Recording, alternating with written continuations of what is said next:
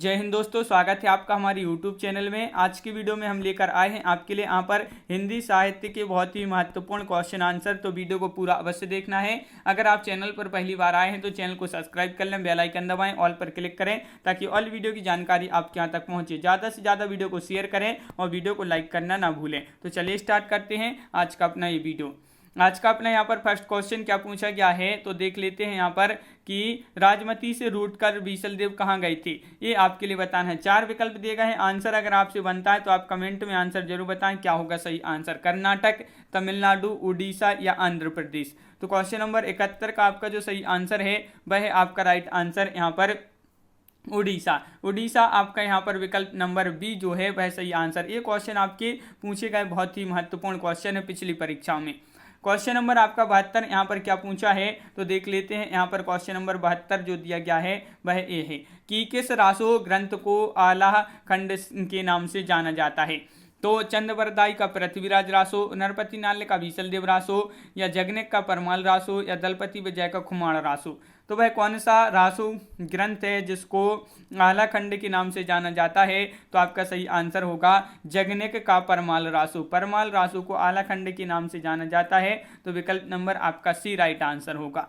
Question number 73 क्या पूछा गया है, उत्तर प्रदेश में आला खंड के नाम से कौन सा काव्य प्रचलित है। तो बताइए, हम्मी रासो, परमाल रासो, पृथ्वीराज रासो या खुमाण रासो। उत्तर प्रदेश में आलाखंड के नाम से जो काव्य प्रचलित है वह कौन सा है। तो आपका सही आंसर है परमाल रासो। परमाल रासो यानी कि विकल्प नंबर बी आपका यहाँ पर सही आंसर है। क्वेश्चन नंबर आपका 74 क्या पूछा गया है तो क्वेश्चन नंबर 74 पूछा है आल्हा और ऊदल के चरित्र को वीर गाथात्मक काव्य के रूप में रचने वाले कवि हैं। तो कौन है, भट्ट केदार हैं, जगनेक, श्रीधर या चंद्रवरदाई। क्वेश्चन नंबर 74 का सही आंसर यहाँ पर बताना है। क्या होगा इसका सही आंसर। महत्वपूर्ण क्वेश्चन है आपका। और आल्हा और ऊदल के चरित्र को वीर गाथात्मक काव्य के रूप में रचने वाले कवि कौन है तो जगनेक हैं। कौन है, जगनेक यानी कि विकल्प नंबर आपका सी राइट आंसर है। क्वेश्चन नंबर आपका 75 क्या पूछा गया है, आलाखंड नामक काव्य ग्रंथ का दूसरा नाम है। तो खुमाण रासो है, हम्मीर रासो, विजयपाल रासो या परमाल रासो। तो अभी पढ़ा एक क्वेश्चन कि जो हम्मीर रासो है इसका दूसरा नाम जो है क्या है, जो परमाल रासो है इसका दूसरा नाम है आलाखंड। तो विकल्प नंबर आपका डी यहाँ पर सही आंसर होगा। आलाखंड का दूसरा नाम, एक क्वेश्चन फिर से डबल हो गया है आपका। तो परमाल रासो यहाँ पर सही आंसर है। क्वेश्चन नंबर आपका यहाँ पर 77वां पूछा गया है। क्या पूछा गया है कि परमाल रासो काव्य कृति के कवि का नाम बताना है। ये किसकी काव्य कृति है तो नल्ल सेन भट्ट या हेमचंद्र, जगनेक या सारंगधर। तो क्वेश्चन नंबर 77 का आपका आंसर क्या होगा बताइए। यहाँ पर 4 विकल्प भी आपके दिए गए हैं और 77 का आपका जो सही आंसर होगा वह जगनेक राइट आंसर है। विकल्प नंबर आपका बी राइट आंसर होगा। बिल्कुल सही, विकल्प नंबर बी राइट आंसर है। क्वेश्चन नंबर 78 पूछा है आला और ऊदल नामक 2 वीर सरदारों की वीरता पूर्वक लड़ाइयों का वर्णन मिलता है। तो ये जो 2 वीर थे इनका जो वर्णन मिलता है वह किस में मिलता है, परमाल रासो में या खुमाण रासो, पृथ्वीराज रासो, हम्मीर रासो में। तो क्वेश्चन नंबर आपका 78 है और 78 का सही आंसर आपके लिए बताना है। तो इनका जो वर्णन मिलता है वह मिलता है किसमें, परमाल रासो में। विकल्प नंबर आपका यहाँ पर एक सही आंसर होगा। बिल्कुल सही। 2010 में ये क्वेश्चन जो आप देख सकते हैं पूरे क्वेश्चन है, ये किसी न किसी एग्जाम में पूछे गए ही क्वेश्चन है। कवि जगनेक की रचना का नाम है। तो जगनेक की रचना बताना है आपके लिए। खुमाण रासो है, आलाखंड है, मृगावती या पद्मावती। तो क्वेश्चन नंबर 79 का आंसर बताइए। 4 विकल्प आपके यहाँ पर दिए गए। महत्वपूर्ण क्वेश्चन। तो कवि जगनेक की रचना का नाम बताना है। तो 79 का आपका जो सही आंसर है वह आपका यहाँ पर 79 का विकल्प नंबर सी यानी कि आलाखंड। आलाखंड आपका यहाँ पर सही आंसर होगा। आलाखंड आपका राइट आंसर है। बिल्कुल सही, आलाखंड जिन्होंने बताया है तो उनका सही आंसर। क्वेश्चन नंबर है आपका यहाँ पर 80वां क्वेश्चन क्या पूछा गया है तो देख लेते हैं। परमाल रासो के जो लेखक हैं वह कौन है। परमाल रासो के लेखक आपके लिए बताना है। तो आपका यहाँ पर राइट आंसर जो होगा वह क्या होगा सही आंसर। तो आपका सही आंसर होगा जगनेक। जगनेक आपका यहाँ पर सही आंसर होगा। जगनेक राइट आंसर है। बिल्कुल सही, जगनेक राइट आंसर है। क्वेश्चन नंबर 81 क्या पूछा गया है तो 12 वर्ष ले कुकर जिए और 13 लो जिए सियार, वर्ष 18 छत्री जिए आगे जीवन को धिक्कार। इस किस विधा की रचना है ये आपके लिए बताना है। सोहर, बिरहा, कजली या आल्हा। 81 का आंसर बताइए। यहाँ पर 4 विकल्प दिए गए हैं, तो ये आपका बताना है किस विधा की रचना है, तो आपका यहाँ पर आल्हा राइट आंसर होगा। आल्हा यानी कि विकल्प नंबर डी 2013 में पीजीटी परीक्षा में पूछा गया महत्वपूर्ण क्वेश्चन है। क्वेश्चन नंबर आपका यहाँ पर जो है 82 पूछा गया है। यहाँ पर वीरगाथा काल के प्रसिद्ध प्रबंध काव्य का नाम क्या है। तो वीरगाथा काल के प्रसिद्ध प्रबंध काव्य का जो नाम है पद्मावत है, कामायनी है, पृथ्वीराज रासो या रामचरितमानस। तो क्वेश्चन नंबर 82 का आपका जो सही आंसर है वह आपके लिए बताना है। 82 का आपका राइट आंसर क्या होगा, तो बिल्कुल सही 82 का आपका यहाँ पर पृथ्वीराज रासो आपका राइट आंसर है। पृथ्वीराज रासो आपका सही आंसर है, विकल्प number B right answer. Question number आपका यहाँ पर जो 83वां पूछा गया है वह क्या पूछा गया है, तो यहाँ पर दिया गया है आपका पृथ्वीराज रासो महाकाव्य की रचयिता कौन है। पृथ्वीराज रासो ये महाकाव्य है, याद रखिए, और इसके जो रचयिता हैं हेमचंद्र हैं, परमाल हैं, चंद्रबरदाई हैं, अमीर खुसरो हैं। तो क्वेश्चन नंबर 83 का आंसर बताना है। सभी लोग एक बार वीडियो को लाइक अवश्य कर लें जिन्होंने अभी तक वीडियो को लाइक नहीं किया है। और आपका यहाँ पर चंद्रबरदाई आपका यहाँ पर विकल्प नंबर बी राइट आंसर होगा। चंद्रबरदाई सही आंसर है, पृथ्वीराज रासो की रचयिता हैं चंद्रबरदाई। क्वेश्चन नंबर आपका 84 पूछा गया है कि पृथ्वीराज रासो के रचयिता कौन है, तो ये क्वेश्चन आपका डबल हो गया, चंद्रबरदाई आपका सही आंसर होगा। तो यहाँ पर ये भी आपका क्वेश्चन डबल हो गया है।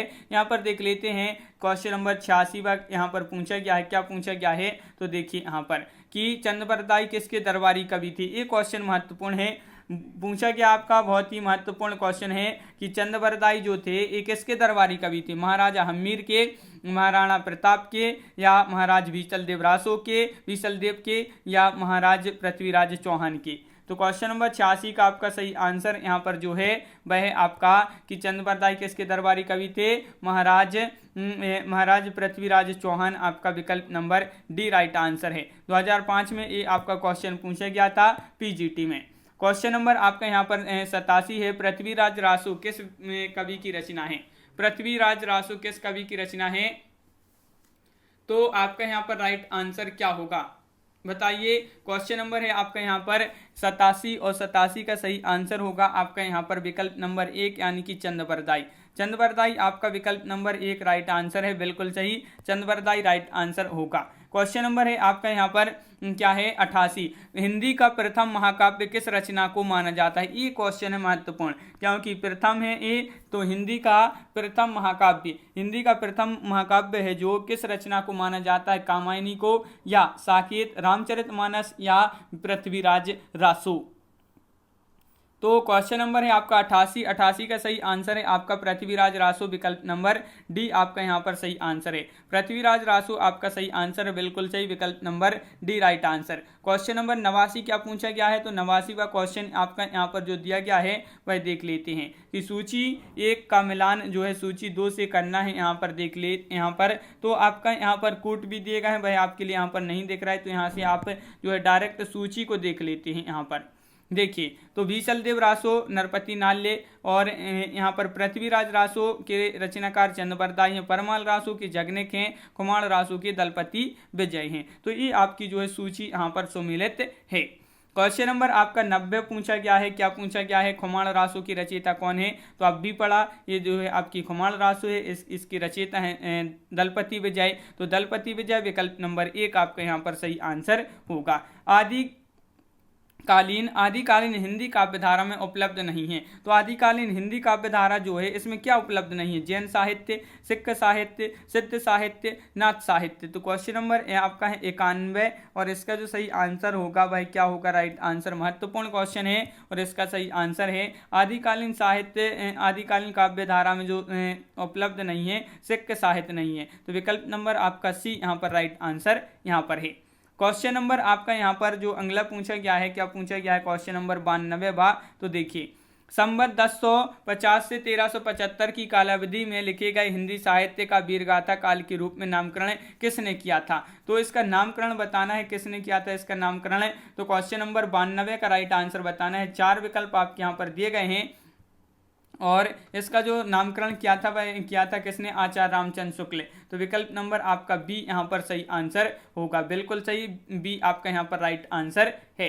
क्वेश्चन नंबर 93 आपसे क्या पूछा गया है, तो यहाँ पर देखिए कि आचार्य रामचंद्र शुक्ल के अनुसार हिंदी साहित्य के आदिकाल की समय सीमा क्या है? आचार्य रामचंद्र शुक्ल के अनुसार बताना है। तो आदिकाल की जो समय सीमा है वह क्या है? तो आपका यहाँ पर क्वेश्चन नंबर 93 का जो सही आंसर होगा वह बताना है। महत्वपूर्ण क्वेश्चन पूछा गया है और आपका यहाँ पर जो सही आंसर है वह इसकी समय सीमा बताना है। तो विक्रम संवत 1050 से 1375 तक आपका यहाँ पर जो है राइट आंसर होगा, विकल्प नंबर 1 राइट आंसर है। क्वेश्चन नंबर 94 पूछा गया है, निम्नलिखित में से कौन वीर गाथा काल की रचना नहीं है? देखिए नहीं पूछा है आपसे यहाँ पर वीर गाथा काल की रचना नहीं है, तो संदेश राशक, आलाखंड, जयवंक जसचंद्रिका या भक्तमाल। क्वेश्चन नंबर है आपका 94 और 4 विकल्प भी आपके यहाँ पर दिए गए हैं। तो राइट आंसर होगा आपका यहाँ पर वीरगाथा काल की रचना नहीं पूछा है, तो भक्तमाल आपका सही आंसर है। भक्तमाल आपका राइट आंसर है, बिल्कुल सही, विकल्प नंबर डी राइट आंसर है। नाभादास भक्तमाल के कवि थे और इनकी रचना भक्तमाल है। और यहाँ पर क्वेश्चन आपका यहाँ पर 95 पूछा है, इनमें से कौन सा कवि आदिकाल का नहीं है? देखिए अब कवि पूछा है आपसे यहाँ पर, कवि आदिकाल का नहीं है, तो बताइए चंद्रवरदाई, नाभादास, जगनिक या दलपति विजय। क्वेश्चन नंबर 95 है और महत्वपूर्ण क्वेश्चन भी आपका यहाँ पर पूछा गया है। तो 95 का सही आंसर होगा आपका विकल्प नंबर सी यानी कि नाभादास। नाभादास आपका यहाँ पर सही आंसर है, बिल्कुल सही। नाभादास जिन्होंने बताया है उनका यहाँ पर सही आंसर है, ये आदिकाल के कवि नहीं है। सगुण भक्ति काव्य धारा के कवि थे नाभादास। भक्ति काल में जो सगुण भक्ति धारा सगुण भक्ति काव्य धारा है इसके कवि थे नाभादास। और ये जो है अग्रदास जी के शिष्य थे। और क्वेश्चन नंबर आपका 96 देख लेते हैं क्या पूछा गया है। तो देखिए ये है आपका क्वेश्चन नंबर 96, इनमें से कौन सी रचना आदिकाल की है? तो अब आपसे यहाँ पर अभी नहीं पूछा गया था, अब है बताना है, तो कौन सी है बताइए। यहाँ पर सूरसागर, बीजक, विद्यापति, पदावली या भ्रमर गीत। तो क्वेश्चन नंबर 96 है और 96 का सही आंसर बताना है। पीजीटी परीक्षा में ये आपका 2011 में ये क्वेश्चन पूछा गया, महत्वपूर्ण क्वेश्चन है और इसका सही आंसर होगा आपका विद्यापति पदावली। विद्यापति पदावली ये आदिकाल की रचना है। क्वेश्चन नंबर आपका 97 पूछा गया है, आदिकालीन साहित्य का प्रमुख रस क्या है? तो प्रमुख रस बताना है 97 में। इसका जो प्रमुख रस है शांति, करुण, हास्य या वीर। तो क्वेश्चन नंबर 97 का जो सही आंसर है वह क्या है? आदिकालीन साहित्य का प्रमुख रस पूछा है, तो आपका सही आंसर है, इसका जो रस था प्रमुख वह था वीर रस। कौन सा था? वीर आपका यहाँ पर राइट आंसर है। वीर आपका यहाँ पर सही आंसर है। देखिए आदिकालीन साहित्य का प्रमुख रस वीर रस था, बिल्कुल सही। और आपका यहाँ पर क्या है अगला क्वेश्चन, तो वह देख लेते हैं। विद्यापति ने कुल कितने ग्रंथों की रचना की है? किसने? विद्यापति ने। तो कितने कुल ग्रंथों की रचना की है? 10, 16, 12, 14। तो 4 विकल्प है। क्वेश्चन नंबर है आपका 98 और 98 का सही आंसर है आपका यहाँ पर। तो इन्होंने जो है कुल कितने ग्रंथों की रचना की है? तो आपका राइट आंसर है 14 ग्रंथों की इन्होंने कुल रचना की है। तो विकल्प नंबर आपका बी यहाँ पर डी राइट आंसर आपका यहाँ पर है। क्वेश्चन नंबर 99 पूछा गया है, क्या पूछा गया है? तो यहाँ पर देख लेते हैं। विद्यापति जो हैं इनके पद किस भाषा में रचित हैं? पहाड़ी में, अवधी में, मैथिली में या पिंगल में। तो 99 का सही आंसर आपके लिए बताना है और इसका जो सही आंसर है वह क्या होगा। महत्वपूर्ण क्वेश्चन है, 2014 में आपका क्वेश्चन पूछा गया है और मैथिली आपका यहाँ पर विकल्प नंबर जो बी है वह आपका सही आंसर यहाँ पर होगा, मैथिली। क्वेश्चन नंबर 100 आपसे पूछा गया है यहाँ पर, विद्यापति की कौन सी रचना अभी तक संपादित होकर प्रकाशित नहीं हुई है? देखिए विद्यापति की वह रचना बताना जो संपादित हो गई है होकर भी अभी तक जो है क्या प्रकाशित नहीं हो पाई है। कीर्तिलता, पदावली, कीर्ति पताका या इनमें से कोई नहीं। क्वेश्चन नंबर 100 है और इसका जो सही आंसर है वह होगा आपका यहाँ पर क्वेश्चन नंबर 100 का राइट आंसर विकल्प नंबर आपका बी यानी कि कीर्ति पताका। कीर्ति पताका आपका बी यहाँ पर राइट आंसर है, बिल्कुल सही, विकल्प number B right answer. Question number आपका 101 बार पूछा गया है, विद्यापति इनमें से किन रचना के आधार पर मैथिल कोकिल कहलाए?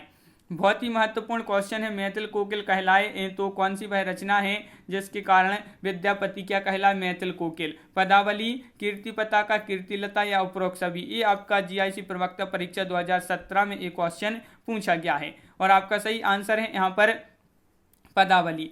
विकल्प नंबर 1 आपका यहाँ पर सही आंसर होगा, बिल्कुल सही, विकल्प नंबर 1। आचार्य रामचंद्र शुक्ल ने हिंदी साहित्य का इतिहास में लिखा है कि विद्यापति जिसकी रचना के कारण ये मैथिल कोकिल कहलाए हैं वह इनकी पदावली है। पदावली है जिसके कारण मैथिल कोकिल किसे कहा जाता है, इस प्रकार का क्वेश्चन पूछा जाता है तो विद्यापति को मैथिल कोकिल कहते हैं। देसल वैना सब जन मिट्टा, यह प्रसिद्ध उक्ति किसने कही है, तो बताइए। ये उक्ति कई बार पूछी जा चुकी, ये उक्ति है देसल वैना सब जन मिट्टा, तो ये उक्ति विद्यापति, अब्दुल रहमान, अमीर खुसरो या कवि गंग या गंग कवि। तो आपका यहाँ पर सही आंसर होगा क्वेश्चन नंबर 102 का राइट आंसर होगा। क्या होगा राइट आंसर, ये उक्ति जो कही है विद्यापति ने कही है, तो विकल्प नंबर आपका यहाँ पर 1 राइट आंसर यहाँ पर है। क्वेश्चन नंबर 103 क्या पूछा गया है, तो यहाँ पर देख लेते हैं। क्वेश्चन नंबर 103 आपकी स्क्रीन पर ये रहा। इनमें से कौन सा कवि अभिनव जयदेव की उपाधि से विभूषित है। अभिनव जयदेव की उपाधि से विभूषित है विद्यापति, नंददास, सूरदास, कुंभन दास। तो ये आपका 2005 में एक क्वेश्चन पूछा गया था टीजीटी में, और ये आपका महत्वपूर्ण क्वेश्चन है। अभिनव जयदेव की उपाधि से विभूषित जो हैं वह हैं विद्यापति। कौन है, विद्यापति, यानी कि विकल्प नंबर 1 आपका राइट आंसर। किस कवि को अभिनव जयदेव के नाम से जाना जाता है, तो ये आपका क्वेश्चन डबल हो गया, विद्यापति आपका सही आंसर होगा। तो बिल्कुल सही। क्वेश्चन नंबर आपका यहाँ पर है 105। निम्नलिखित में से कौन सा नाम नाथपंथी साधकों में शामिल नहीं है, वह नाम बताना है जो नाथपंथी साधकों में शामिल नहीं है। तो यहाँ पर क्वेश्चन नंबर 105 का सही आंसर बताना है, और 105 का आपका जो सही आंसर है वह क्या है, तो 105 का राइट आंसर है कंडपा। आपका विकल्प नंबर जो सी दिया गया है वह आपका राइट आंसर है। ये जो है नाथपंथी साधकों में ये नाम शामिल नहीं है, तो विकल्प नंबर सी आपका राइट आंसर यहाँ पर है। तो इस प्रकार अपने यहाँ पर बहुत ही महत्वपूर्ण क्वेश्चन जो है यहाँ पर कंप्लीट हुए हैं। तो कैसा लगा ये वीडियो आप कमेंट में जरूर बताएं। अगर आप चैनल पर पहली बार आए तो चैनल को सब्सक्राइब कर लें, बेल आइकन दबाएं, ऑल पर क्लिक करें ताकि ऑल वीडियो की जानकारी आपके यहाँ तक पहुँचे। ज़्यादा से ज़्यादा वीडियो को शेयर करें और वीडियो को लाइक करना ना भूलें। तो आज की वीडियो में बस इतना ही। सभी के लिए बहुत बहुत धन्यवाद। जय हिंद।